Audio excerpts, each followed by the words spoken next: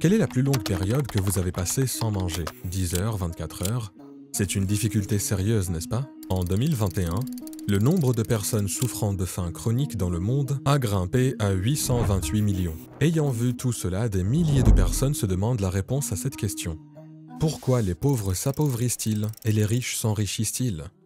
Les 42 personnes les plus riches du monde, dans un rapport de 2017, Oxfam déclare que la richesse totale de ces 42 personnes est égale à la richesse totale de la moitié de la population mondiale. L'année suivante, la moitié de la richesse mondiale est devenue égale à la richesse des 26 personnes les plus riches, ce qui est encore moins que l'année précédente. Selon un rapport par les Nations Unies, 71% de la population mondiale vit dans des pays où l'inégalité des revenus augmente chaque jour. Et oui, cela inclut de nombreux pays considérés comme des pays développés. Une grande partie de la société est tendue et désespérée, comme une bombe prête à exploser. Mais que diriez-vous si je vous disais qu'il y a des centaines d'années, l'islam a apporté la solution que nous recherchons désespérément? C'est une solution qui, si elle est mise en œuvre correctement, permettrait que dans certaines villes, il n'y ait plus de personnes pauvres. Ainsi, les dons devraient être envoyés vers d'autres villes à des kilomètres de distance. Est-ce vraiment possible? Si vous êtes prêt pour un contenu complet qui a pris des semaines à préparer avec des commentaires et des analyses d'experts et de chercheurs, commençons.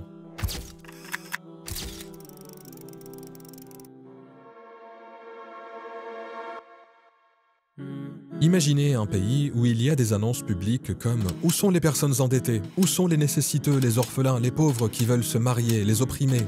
Ô vous qui avez des droits et des besoins, venez et prenez vos droits. » Les fonctionnaires de l'État marchent dans les rues à la recherche de familles pauvres. Ce n'est pas un rêve, ce n'est pas une histoire. Une telle période a réellement existé. Nous parlons du début des années 700, près de la 100e année après l'arrivée du système de la zakat. Le calife islamique, Omar bin Abdelaziz, a émis un tel décret et fait cette annonce. Quelle scène éloignée de notre époque actuelle, n'est-ce pas? Alors qu'est-ce exactement que cette zakat dont nous parlons et quelle est sa pertinence aujourd'hui dans notre époque actuelle? Nous allons voir tout cela, mais d'abord essayons de comprendre le système que nous avons maintenant. Nous sommes dans une impasse dont il est très difficile de sortir. Il y a deux phrases qui ruinent nos vies partout dans le monde.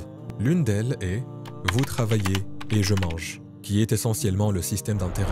Les tragédies causées par ce système sont innombrables. Analysons ce phénomène avec un exemple. Vous voulez acheter une voiture ou une maison, mais vous ne pouvez pas vous le permettre. Vous êtes quelqu'un qui ne fait que suivre. Puis, le visage souriant, un représentant de banque vient vous voir et dit « Je suis là pour vous aider, je peux vous donner l'argent que vous voulez en plusieurs versements, mais vous le rembourserez avec un certain intérêt. » Et pensant que vous n'avez pas d'autre option, vous signez le contrat. Maintenant, vous allez travailler pendant des années pour rembourser le prêt avec un taux d'intérêt élevé. Juste la partie des intérêts du prêt, vous ne réalisez pas que cela signifie des mois de travail supplémentaires pour vous. Peut-être que vous chercherez d'autres sources de revenus et que vous devrez fournir encore plus d'efforts. Probablement que votre conjoint devra travailler aussi, peut-être devrez-vous sacrifier le temps que vous passerez avec vos enfants et entre-temps, si quelque chose ne va pas, et que vous ne pouvez pas payer les mensualités à temps, votre dette augmentera encore plus. Cela signifie plus de stress et plus de travail pour vous. Et savez-vous ce qui s'est passé juste avant que vous ne commenciez ce long et douloureux processus? La même banque souriante a conclu un accord avec une personne riche quelques heures avant que vous ne preniez ce prêt. Son argent a été investi pour générer des intérêts et maintenant il augmentera sans aucun effort.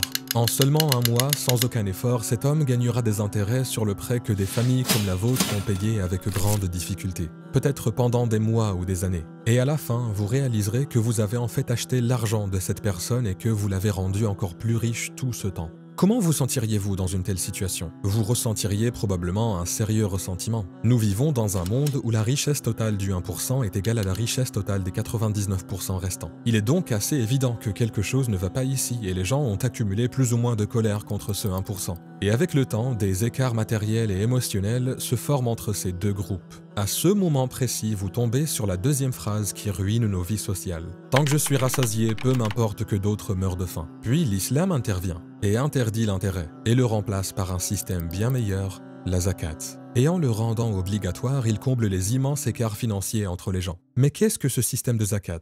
Permettez-moi de vous l'expliquer étape par étape. Tout d'abord, il existe un concept appelé valeur du nisab. Qu'est-ce que c'est? Pensez à tout l'argent que vous avez en épargne et vos biens commerciaux. Maintenant, soustrayez vos dettes de cet argent et de ces biens. Et après cela, si vos économies dépassent la valeur du nisab, qui est la valeur équivalente à un minimum de 80 grammes d'or dans votre monnaie locale, et si vous n'êtes pas tombé en dessous de ce montant pendant un an, vous devenez responsable de payer la zakat. Mais si vous êtes en dessous de cette limite, vous devenez éligible pour recevoir la zakat.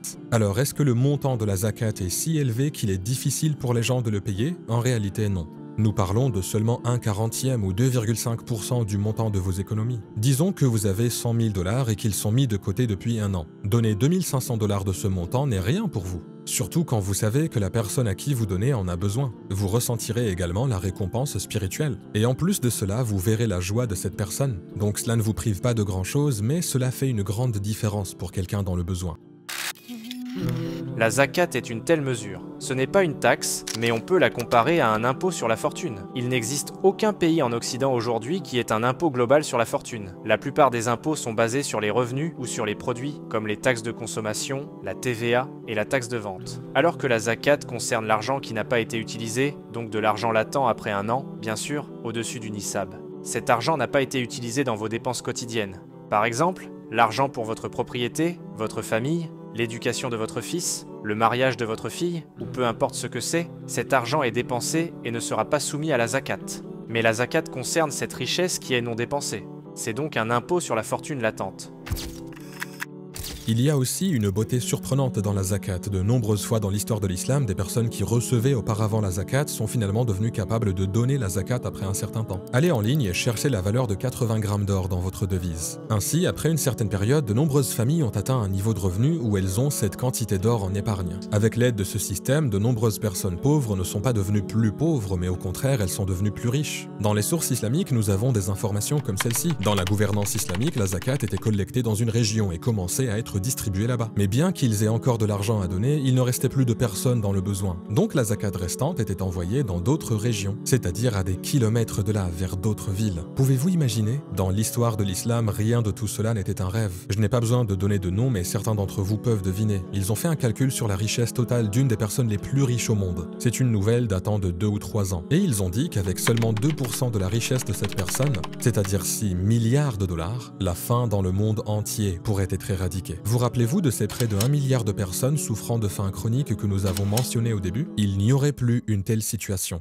Et ces 2% vous semblent familiers? C'est un peu moins que le pourcentage de la zakat, qui est de 2,5%. Et si l'on prend en compte que la zakat est donnée chaque année, les résultats deviennent inimaginables. Réfléchissons maintenant d'un autre point de vue. Si une telle prospérité financière est atteinte dans une région, ne verrions-nous pas également une diminution des taux de criminalité? Car derrière de nombreux crimes comme le vol, il y a en quelque sorte une forme de pauvreté. Bien sûr, ce n'est pas toujours la raison et cela n'excuse pas ceux qui les commettent. Mais comment peut-on nier son impact? Imaginez qu'il y ait un criminel et que son jugement vous soit confié. Vous avez deux options. Soit vous donnez à cette personne une punition que vous jugez méritée, ce qui serait un acte tout à fait raisonnable, ou d'une certaine manière nous remontons le temps et éliminons la raison qui l'a poussé à commettre ce crime. Lequel choisiriez-vous? Ne vaudrait-il pas mieux prévenir le crime dès le départ, si cela a été possible? Comme vous le voyez, la zakat combat également les difficultés financières derrière de nombreux crimes et aide indirectement la justice et la sécurité de la société. C'est la paix et la prospérité multidimensionnelle que la zakat apporte. Que s'est-il passé en 2008 lors de la récession qu'a fait Obama?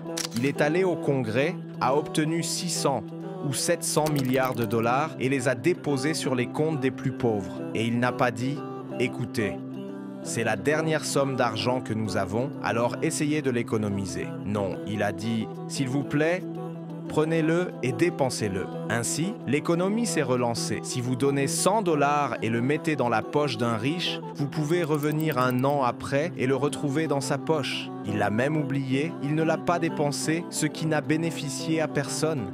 Mais si vous donnez 100 dollars à une personne pauvre, en 15 minutes, cet argent a disparu, car elle en a besoin. Elle achètera de la nourriture, des vêtements, des chaussures, des choses pour ses enfants. Ce qui se passe, c'est qu'elle a injecté cet argent dans l'économie. Donc plus vous injectez de liquidités dans l'économie, plus la demande de biens augmente. Pour y faire face, il faut augmenter la production. Et pour augmenter la production, il faut créer des emplois. C'est ce que représente la zakat.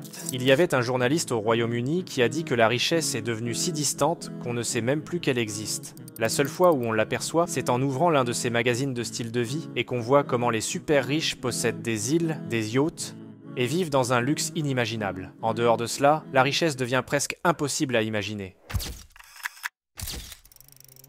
Selon l'islam, si vous êtes une personne dans le besoin et que vous ne pouvez pas changer votre situation, vous avez en réalité un droit sur la richesse d'une personne riche. Dans le scénario inverse, c'est-à-dire si vous êtes riche, les personnes dans le besoin que vous n'avez jamais rencontrées ont un droit sur votre propriété. Cela semble étrange, n'est-ce pas? Dans le Coran, au verset 19 de la sourate Al-Dhariyat, Allah dit « Une part de leurs biens était réservée aux mendiants et aux démunis ». Essayons de mieux comprendre ce verset à travers un exemple. Imaginons une région où il y a une faim et une pauvreté massive, et où l'on voit 25 personnes qui n'ont rien mangé depuis des jours. Ils sont pâles et très faibles. Leur faim est clairement visible dans leur état. Un peu plus tard, une grande table à dîner commence à être dressée avec une variété de plats. Enfin, vous venez et vous asseyez à cette table habillé de beaux vêtements. La table est si grande et remplie de nourriture qu'elle suffirait même pour 1000 personnes. Mais vous n'invitez personne autour de vous et vous ignorez ces 25 personnes qui demandent de l'aide.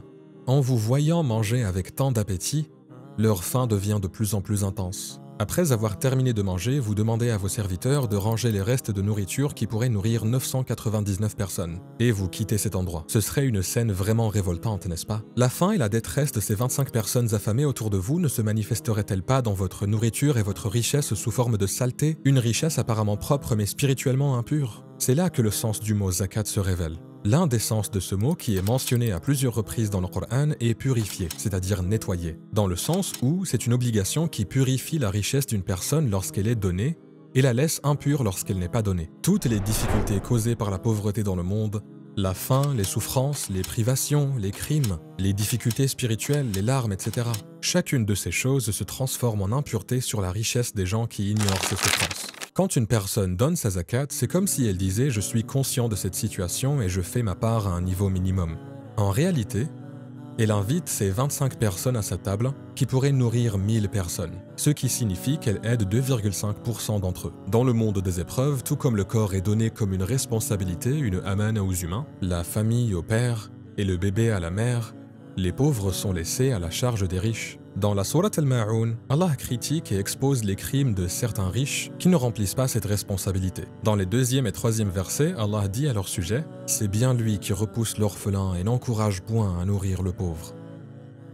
L'un des plus grands problèmes du système dans lequel nous avons grandi est qu'au bout d'un moment, quelque chose qui devrait être un moyen devient un but. Que veux-je dire par là? Les vies luxueuses que nous avons vues depuis notre enfance nous ont incités à toujours vouloir plus. Nos perceptions et notre façon de regarder le monde ont été façonnées pour se concentrer toujours sur le gain de plus. Puis nous sommes entrés dans la vie professionnelle et nous avons dit « plus je gagne, plus je suis proche de vivre mes rêves ». Tout d'abord, mettons ça au clair, il n'y a rien de mal à ce que les gens acquièrent de la richesse. Et l'islam ne nous interdit pas de le faire tant que c'est par des moyens licites. Mais le système auquel nous avons été exposés a rendu certains d'entre nous extrêmement avides. L'argent est normalement un outil que nous utilisons pour acheter des choses ou le dépenser dans un but, n'est-ce pas? Mais pour certaines personnes, gagner de l'argent est devenu l'objectif ultime. Cet objectif les pousse à économiser de plus en plus pendant 30 à 40 ans. Et il se rend compte que toute sa vie a été passée à garder une immense fortune qu'il ne peut même pas dépenser, même s'il le veut. Une richesse dont il a même oublié l'existence. Et les gens autour de lui se demandent ce qu'il adviendra de tout cet argent après sa mort, et font des calculs dans leur esprit. De l'autre côté, il y a un monde totalement différent. Dans la ville où vit cette personne extrêmement riche, il y a une mère dont le mari est décédé et qui est restée avec ses enfants. Elle essaie de comprendre comment s'occuper d'eux, comment subvenir à leurs besoins. Elle est dans une situation très difficile et a besoin de soutien. Il y a un père dont l'entreprise et le commerce ont échoué et il est devenu insolvable. Il est si désespéré qu'il pense maintenant au suicide. Il y a des gens qui ne peuvent pas sortir de leurs dettes. Il y a des gens qui ont été trompés, volés, dépouillés et qui sont dans une situation désespérée. N'avez-vous jamais entendu parler de personnes qui doivent s'occuper de leurs vieux parents? Ils ont des dépenses régulières à couvrir, comme les médicaments. Ce ne sont pas des choses qui n'existent que dans les films. Il y a des gens qui ont perdu leur maison dans des tremblements de terre, des gens dont les biens ont été détruits par le feu ou les inondations. Il y a des gens affamés qui vivent en Afrique. D'autre part, nous avons cette donnée, la richesse du 1% de la population mondiale est égale à la richesse des 99% restants. Ne pensez-vous pas aussi que les difficultés que traversent ces gens entachent, polluent les biens de ceux qui accumulent simplement des richesses dans leur compte et qui ne se soucient pas des autres? Votre attitude doit être de considérer que ces pauvres ont un droit sur vous. Si vous aviez plus d'argent, vous leur donneriez davantage. Ils ne sont donc pas des échecs. Parfois, le prophète Muhammad, paix et bénédiction sur lui, honorait les pauvres et les faibles d'une manière telle que même s'il donnait une petite charité, il la mettait en avant. Ces quelques dates surpassaient les grandes richesses que les riches donnaient et il disait « c'est ça la baraka, c'est de là que vient la bénédiction. Aimer les pauvres fait donc partie de la sunna du prophète sallallahu alayhi wa sallam. » Je suis tombé sur un titre sur un site de forum de discussion très célèbre. Il posait une question très intéressante. Que se passerait-il si nous redistribuions la richesse du 1% mondial aux 99% restants en un seul grand réajustement? Sortons dans la rue et parlons aux gens de cette idée et disons-leur, il y a un bouton devant vous, si vous appuyez dessus, cette redistribution aura lieu. Si vous marchiez toute la journée, vous ne trouveriez probablement personne qui n'appuierait pas dessus. À moins de croiser l'un de ces 1%, bien sûr. Il y aurait même des gens qui appuieraient avant que la question soit terminée. Et que feriez-vous? Vous rappelez-vous de l'exemple de la table à dîner que j'ai mentionné plus tôt? Si je n'invite pas ces gens, ils se sentiront distants de moi. Et à juste titre. Ils pourraient même me garder rancune. Et à cause de cela, mon indifférence envers eux pourrait augmenter. Et les ignorer pourrait même devenir normal pour moi. Avec le temps, cela peut me conduire à un effondrement moral. Et en conséquence, une société qui devrait être unie sera divisée en deux. Réfléchissons à deux types de scènes historiques. Le premier type vient de la Révolution française ou de la Révolution communiste russe que vous avez vu dans vos cours d'histoire. Elles ont apporté de grands changements, mais en même temps, elles sont de grandes tragédies historiques qui ont entraîné l'effusion de sang de nombreuses personnes. Le second type de scène, en revanche, est le décret d'État dont nous avons parlé au début, lorsque la gouvernance islamique a fait des annonces dans les rues car il n'y avait plus de personnes dans le besoin à prendre en charge. La raison pour laquelle ces deux scénarios se produisent est la relation entre les riches et les pauvres. Mais dans le premier cas, il y a de la haine et de la colère, tandis que dans l'autre, il y a un respect mutuel, de la compassion et de l'amour. Dans cette situation, qui peut nier que le système de la zakat est l'une des choses dont nous avons le plus besoin? À ce stade, vous pourriez penser que si un tel système existait dans l'islam et que des résultats positifs en sont ressortis, la prospérité a émergé après sa mise en œuvre. Alors pourquoi aucun autre État n'a-t-il mis en place un système similaire? Je veux dire, cela ne se produit-il pas toujours comme ça? Quelqu'un développe un système ou une technologie qui fonctionne et au fil du temps, d'autres États commencent également à utiliser le même système. Mais je ne sais pas si c'était à cause des préjugés envers l'islam ou de l'amour de la richesse. Cela n'a pas été mis en œuvre, mais plutôt le système d'intérêt est devenu plus courant. Si la zakat est pratiquée de la manière dont elle devrait l'être, elle change d'abord notre perception de la richesse que nous possédons. Il y a des bénéfices immédiats de la zakat qui se manifestent instantanément. Dès que vous devenez musulman ou que vous êtes un bon musulman et réalisez que vous devez payer la zakat, vous donnez la zakat et votre attitude envers la richesse restante, celle qui vous appartient, change. Si cela ne change pas, c'est que vous n'avez pas donné la zakat correctement. Vous devez alors donner la zakat de votre zakat, car la zakat signifie que vous avez donné le droit des pauvres dans votre richesse. Ensuite, elle ouvre le cœur à la charité, car vous voyez désormais que peut-être vous avez plus de richesse et que d'autres en ont besoin. Tout à coup, votre relation avec les gens devient celle de quelqu'un qui possède une richesse qui n'est qu'une amana, un dépôt de confiance qu'Allah vous a confié. Et la meilleure chose que vous puissiez faire, celle qui vous rendra le plus heureux, est de la dépenser pour les personnes qui en ont le plus besoin. Imaginez une personne venant au monde, il y a des siècles, dans une société loin de la civilisation. En Arabie, à l'époque de la Jahiliya, il ne sait ni lire ni écrire et ne reçoit aucune éducation profane. Et cette même personne apporte un livre appelé le Coran. Et le concept de zakat et l'interdiction de l'intérêt dont nous parlions plus tôt ne sont que deux des règles de ce livre. Mais elles apportent des solutions à de nombreux problèmes difficiles de l'humanité. Elles résolvent la pauvreté, éliminent la haine et l'arrogance dans la société et instaurent la fraternité. Elles conduisent aussi les gens à la charité et relancent l'économie. Lorsque nous examinons tous les efforts déployés par les personnes qualifiées d'experts dans ce domaine au fil des siècles, nous constatons qu'elles n'ont jamais pu concevoir un système qui se rapproche de celui apporté par cette personne illettrée. Réunissons 100 des économistes les plus brillants d'aujourd'hui et laissons-les travailler pendant des années. Peuvent-ils concevoir un système qui s'en rapproche? Et peuvent-ils le faire adopter de manière aussi efficace pendant des centaines d'années? Je ne pense pas. Tout cela montre clairement que cela ne peut pas être un système créé par l'homme et qu'il ne peut provenir que d'une révélation divine. Le temps passe, les siècles passent. Mais l'islam rajeunit de plus en plus. Jour après jour, la valeur de ces règles est mieux comprise et davantage appréciée. Chaque jour, il montre de plus en plus clairement à quel point il est en accord avec la nature humaine, et donc qu'il ne peut provenir que du Créateur de tous les êtres humains et de l'univers entier. Et le choix de l'ignorer ou de l'accepter nous appartient.